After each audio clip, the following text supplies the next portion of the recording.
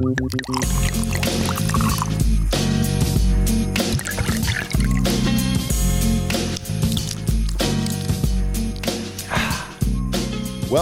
to the show. I'm Ryan O'Leary. And I'm Mike Zika. And this is the Bourbon Playbook podcast. It's fantastic to have you with us for episode 2 of the pod. Can you believe that, Zika? Episode 2. We made it, man. We're here. How'd you feel about episode 1? That was your first time recording, right? Yeah, man. I took off the training wheels. Honestly, it was a blast. You crushed, man. You crushed. It was a lot of fun. It was a lot of fun. Yeah, just to reiterate some of what we discussed in that first episode when we kind of laid out the vision for the podcast, if you will, right? Like, correct me if I'm wrong, but there's no right or wrong way to enjoy a good bourbon, right? I think you said that a few times in the first episode, right? Absolutely. You come at it from a whole different perspective, being a collector. Would you call yourself a collector or a connoisseur? Like, what would you call yourself? Some might call me a savant, but connoisseur is good. I'll take that. Savant, there you go. I like savant. But there is a whole world behind the experience of drinking bourbon, and we're just kind of aiming to tap into and explore some of that world in the pod. Yeah. Correct. Yeah. I mean, again, I really think everything is very subjective in this bourbon realm. Everybody likes to enjoy things a certain way, and everybody has their taste, their flavors, and their profiles, right? There's no wrong way to drink a beer outside of, you can shotgun and funnel a couple, but outside of that, I mean, I think bourbon in general is is something that, anybody can really enjoy. 100% for the record. We covered Heaven Hill's HH7. That was bottled in bond, right, Mike? Correct. That was a great one to kick us off. We've got more to come in this episode with our bourbon of the week. But first and foremost, let's kick it off this way, Mike, this week. What happened since our last pod that made you need a bourbon? Ooh, too many things. Too many to count. It's not always a bad thing, right? Sometimes you just need one for any reason. I guess it doesn't have to be a bad reason. I woke up, I felt good. Exactly. It was bourbon. Honestly, if this week it's been definitely a long work week. On my second gig, I like to beer tend on the weekends, and recently this last Thursday, long night. Obviously, I work Friday morning at the ass crack of dawn, and anybody that works in the service industry knows later on at night, especially when you're working at a brewery, free beers on tap, you got to clean up. You just dealt with all these people, so they're all free if you're working, so you can just drink them.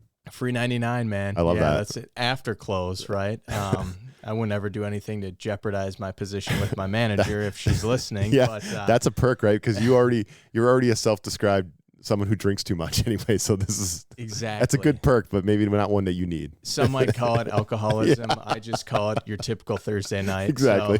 So, but I'm cleaning. Next thing you know, I'm working with some staff that I have a great time with. We're 3 or 4 beers deep over a couple hours, and of course they're 7% IPAs, right? So I'm feeling great, to the point where I'm like, all right, I might have to grab a couple beef sticks for the road. So dive into the fridge there. Love it. Get out to my car, and sure enough, I was the last one to leave, and it won't start. And I'm sitting there in the parking lot, and I'm like, man, what'd I do for a bourbon right now? Wait, so this is the same car. So you literally, so Mike and I are neighbors. Correct. If you listen to the first episode, you might remember that. His window. Yeah, we're Minnesota neighbors. Yeah. We're in the suburbs of Minneapolis. we barely know each other. We know each other for a couple months.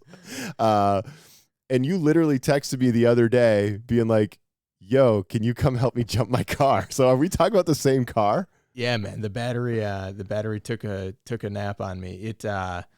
We jumped it. My other neighbor, Zach, the more responsible one next door. The one who actually came to help you the other day. Yeah. Within exactly. two minutes, exactly. man. Z-Man was on it. So he swung over. We got her jumped, took her for a spin, good to go. Just thought my wife conveniently left the door open cleaning it.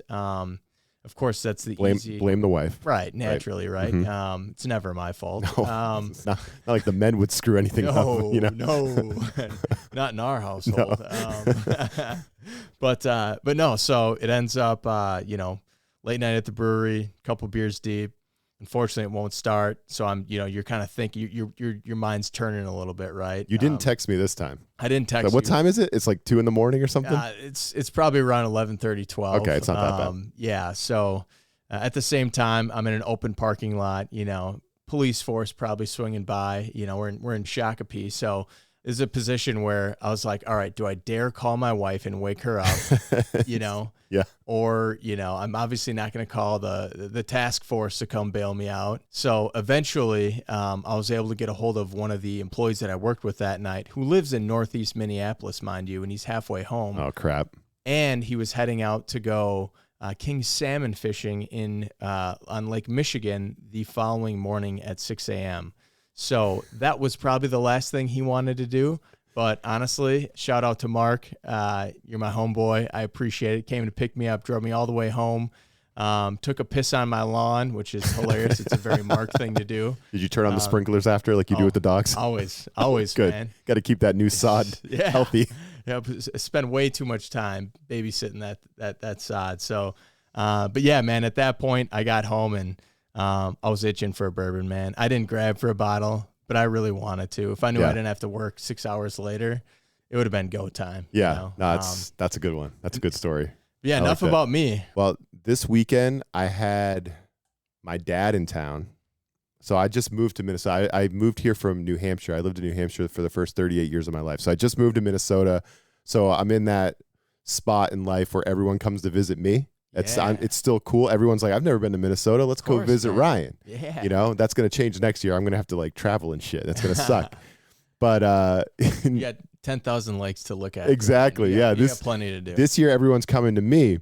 And my dad, he's like a big foodie. He watches the Food Network all the time. Shout out to the Bud Man. We call my dad the Bud Man. Bud Man. Guy Fieri. Yeah. You know, he's into all that crap. Bobby Flay, like all the stuff. Respect. And there's been plenty of stuff on, that network, the Food Network, on the Minnesota State Fair. How many times would you say, Mike, you've been to the Minnesota State Fair as a Minnesotan? Ooh, probably say double digits. Okay. Fortunately, but unfortunately. How? How have you been there? Okay, so I went to the Minnesota State Fair. For those, who don't know what that is, it is this gigantic fair. What is it? It's like over a week long, right, Mike? Like day after day after day. I believe it's 2 weeks total. It's 2 weeks. It's in the other Twin City, St. Paul. We're more on the Minneapolis side here where we're at, but you go beyond Minneapolis, you're in St. Paul, you go to the State Fair. I had never been. I knew it was crazy. I knew parking was going to be hard, and I knew there's going to be a lot of people, but we took a shot. It was a Friday morning. We went second day of the fair, which was probably the first mistake. But I mean, for me, like when I have a bourbon, it's usually later in the day here at home lights down, watching something on TV, sports or a show or whatever. That's usually what I'm enjoying a bourbon, usually with my wife. Man, I could not have used a bourbon more. And it was like this. It was before I even got to the fair. It was like trying to park. I already needed one, right? Yep. Like I was just like, get me the hell out of here. It was absolute chaos, man. Parking was chaos. Just too many people to try to get around. Too hard to get a beer. Too hard to like find somewhere to take a piss. Where was the bathroom? Couldn't find that either for a while. It was an experience, man. It might be a once in a lifetime experience for me. I don't know if I'm going back to the fair. Too many people. I know there's some cool stuff there. I think if I ever go, maybe I'd go with you without my toddler. That was another mistake I made. I brought the toddler with me, which was tough. Go with someone who's been there before and can show me around a little bit and knows like the spots to hit. But we just kind of winged it, and it was a bad idea. So, man, all those people in the sun, they can't find beer. Can't find the bathroom, man. I just want to be home on my couch drinking a bourbon, man. That's it. So that's got to be mine this week. I respect that, man. You know what? I tell myself every year, this is it. This is the last year. Yeah. And then I said that my first time. And then I'll have a friend reach out to me and they're like, hey man, you want to check out the State Fair? There's a lot of good food. Checked out the menu. My wife's super stoked. And then I'm like, let me run it past my better half. And of course, I get the green light. Next thing you know, we're going. We got a bunch of cash that we're wasting on some greasy food with, just the smells and the grease, and it's overwhelming sometimes. As long as I get my Martha's cookies on the way out, I'm a happy camper. The buckets. The buckets, man. I mean, that'll last me a week. That was cool. So yeah, man. It's an experience for sure. But at least you got to enjoy it. You cross it off the bucket list. And, wait for that next person to tell you to come so you'll go back next year. So last week we talked about Heaven Hill. That one was spicy, man. That one definitely had some burn to it. I definitely felt some burn when we went through that one. So without further ado, let's get to our bourbon of the week. What do you got for us this time, Zika? Yeah, bourbon of the week. So this one is something that should really kind of grab your attention. It's kind of one of my personal favorites. I think the brand itself, Wild Turkey, is what we're going to be drinking. We're going to be drinking their single barrel, which is 101 proof. So it technically should have a little bit more burn based off the proof. But the reason that it's going to be a little less of a burn on this one is because I opened the bottle about 6 to 7 months ago. And the bottle's just under halfway. So a lot of those, the fumes are going to burn off. It's going to oxidize, right? So it's going to be less harsh. So you should hopefully taste more of the actual notes and the aromas that come out within this bourbon. So it's a fantastic bourbon. I know Wild Turkey, again, you'll see it on the shelf. It's something that you probably, it was probably in your parents' liquor cabinet when you were a kid, and you try to steal it off the shelf when you could. But it is a classic bourbon, a lot of history, and it's for the price point and the product and the taste. I think it's fantastic. Yeah, no, it's definitely nostalgic for me as a kid, because I remember anytime my dad would take us to like a pub or something for lunch, you know what I mean? And I would always see the Wild Turkey as a kid, and I'd be like, I like that Wild Turkey, you know? Like I always just thought that bottle. I always thought it like kind of looked sharp on the shelf, and it had a funny name like Wild Turkey. You know, that's kind of a funny name for a liquor, right? So it is nostalgic for me. I don't think I've ever had it. Honestly, like I'm usually like a Woodford, Bullet, you know, those kind of go-tos, you know, like, so this is why I'm trying to expand my horizons. I don't think I would have ever thought to grab a Wild Turkey. So I'm looking forward to this. Absolutely, man. It's funny you mentioned that story about you and your old man. Just growing up, you know, something that comes to mind is I remember when I was in 7th grade, my buddy Jake was in 8th grade, and we were sitting downstairs playing, God, must have been Grand Theft Auto, GTA Vice City, maybe. Classic. Yeah, classic game, right? Just sit down there, post up with a bag of Doritos and Mountain Dew and Jack's Pizza, you know. And I just remember waiting one time for his parents to go to bed. They usually went to sleep at around 10 o'clock. We'd push the limit, you know, we'd be up till 2 or 3 in the morning regardless, right? Until the Mountain Dew ran out. And this specific night, you know, we were like gung-ho on, we're going to try that liquor in my dad's cabinet, right? And we never even had a beer before, right? And so I just remember that night we went up to the liquor cabinet and we grabbed it, and the glass kind of, you know, it made some noise, and we quick grabbed it and just ran downstairs. And we had a little glass, and we just went back and forth and just ripped this Wild Turkey for the next like 25 minutes.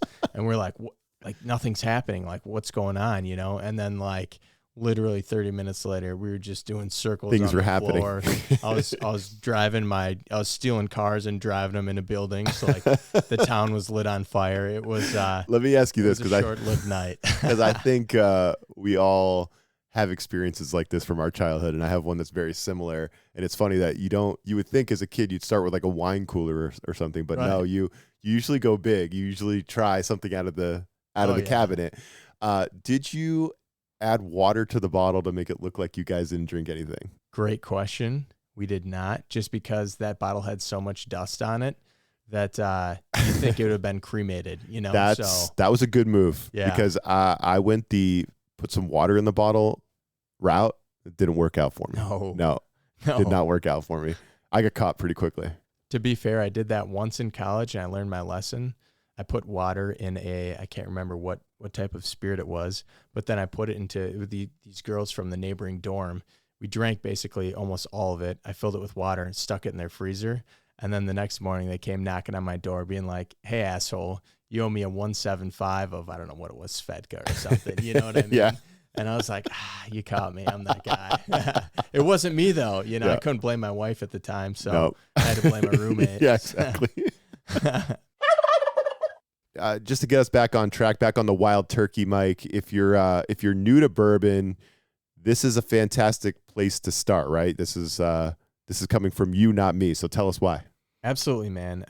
Let me just kind of give you a quick rundown. I'll go over just a little bit about the drink, the history, the distillery, kind of the story is pretty interesting to me too.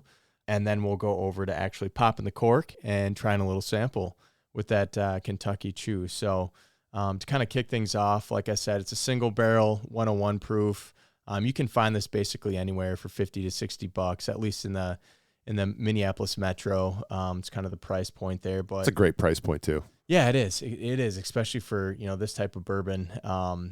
And the reason I like it, again, I have a sweet tooth, right? I don't like as much on the rye side. I'm a big, weeded and corn heavy, on the mash bill side, which this one, it's definitely a full bodied bourbon. It has a lot of caramel, vanilla, and oak. And some people even say it has dark fruit within it. And I personally haven't tasted it in this bottle as much. And that's what I'd kind of like to get to here quick as well. So it's a single barrel, which means each specific barrel is barreled in it from an individual barrel that can have unique characteristics in that specific barrel. So a lot of times when you're at a distillery, the head distiller will take that, they'll sample a barrel, and then they'll sample another barrel, and then they'll mix them all together to have one distinct flavor year after year. And they'll always save a couple of those bottles from the previous year so they can match up the taste, right?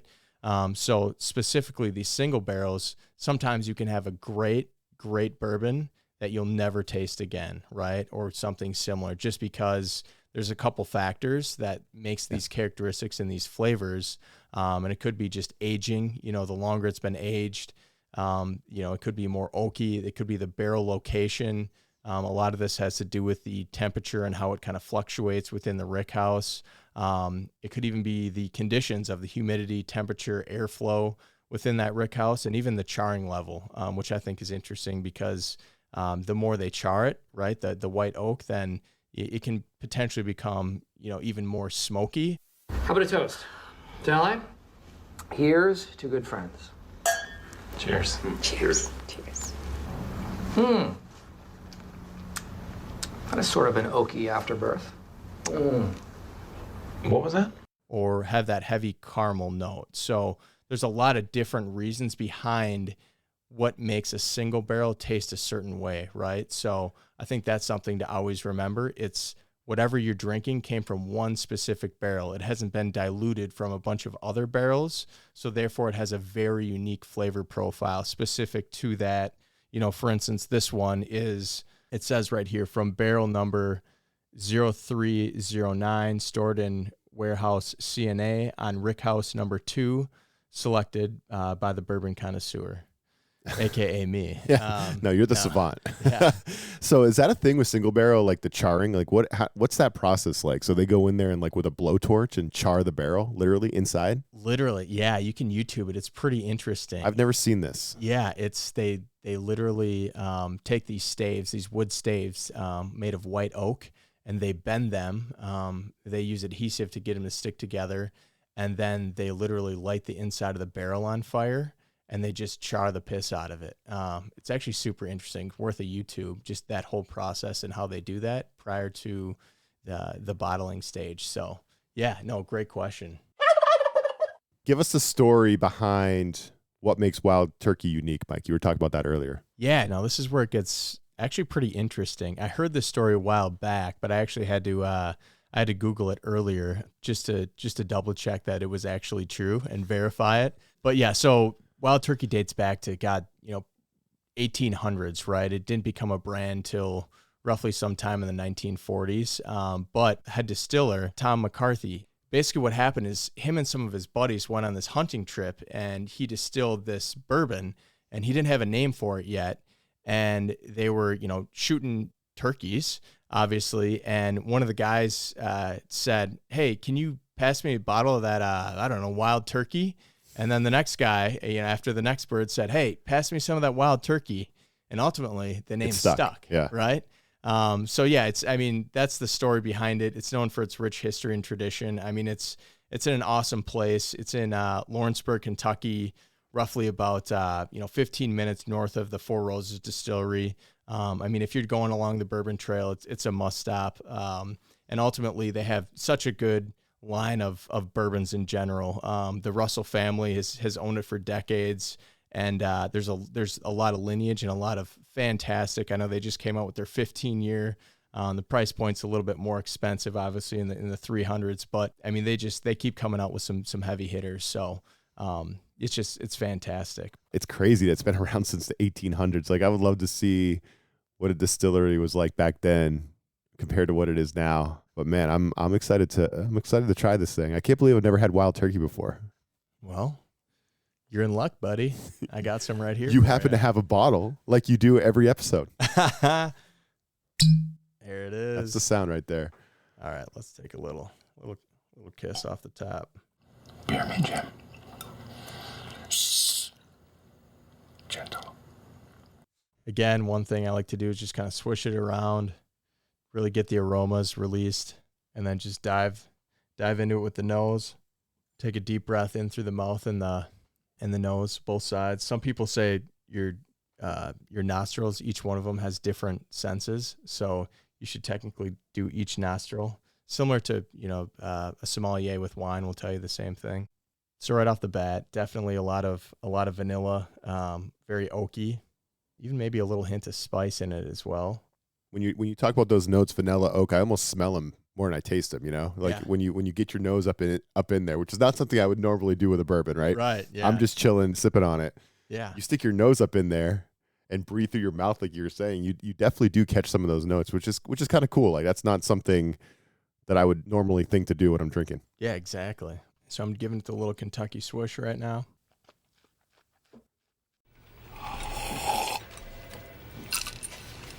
Clinky, clinky, clink. Come on. It's really good. Again, remember this is 101 proof, but it's been open for 6-7 months. So I'm still going to have a little heat on it, right? But my biggest thing is I never judge a bourbon by the first sip. You kind of got to let it burn off a little bit, kind of wake up those taste buds. Yeah, it's fantastic. It's smooth. This is smooth. And I don't know why it's like, I don't know if it's because of that story I told about the childhood, seated at the bar, whatever, seated at the restaurant. But I've never thought about grabbing a wild turkey because it does have that feel like wild turkey. It just feels like something the old man would drink. You know what I mean?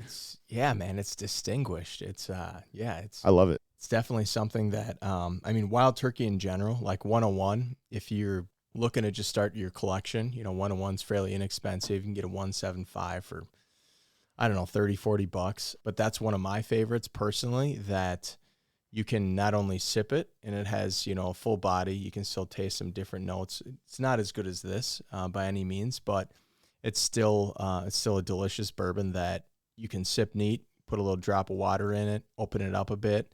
And you can also make a Manhattan, bourbon smash, old fashioned, you go down the list, right? But any good bourbon that you can typically drink on the rocks, but also, entertain guests with is kind of my forte. Like that's what I'm always on the search for. And Wild Turkey 101 is that for me.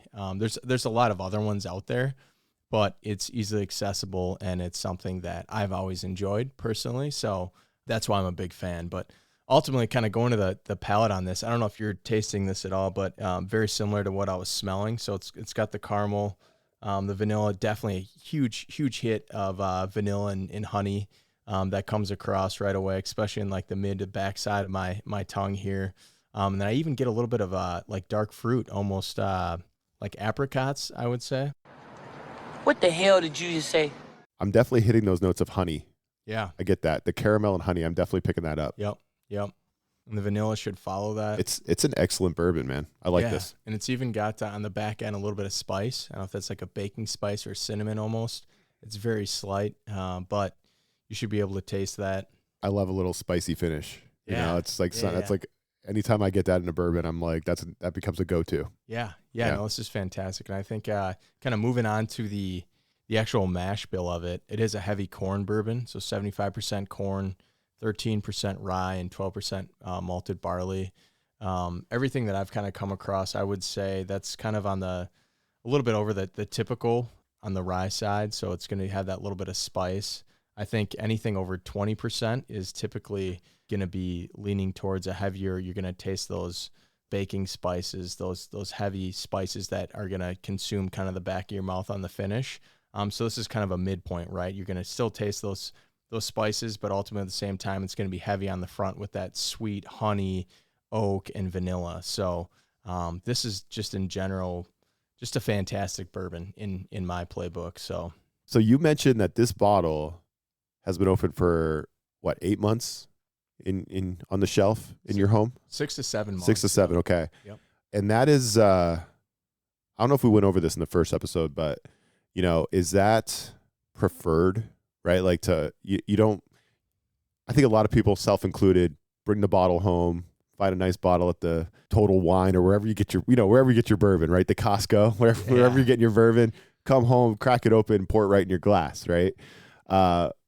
Is that what you do with your bourbons, or do you'll open them and there's a whole process to what you do, right? Compared to what I would do, which is just rip it open and start sipping on it. Right. Yeah, no, just to give you an example, Still Austin is a fantastic distillery, and they have a great cask strength that I just purchased actually from my buddy Josh and my bourbon group. And I just got that last week, and I actually opened it and just let it sit out for like an hour or two with the cork off.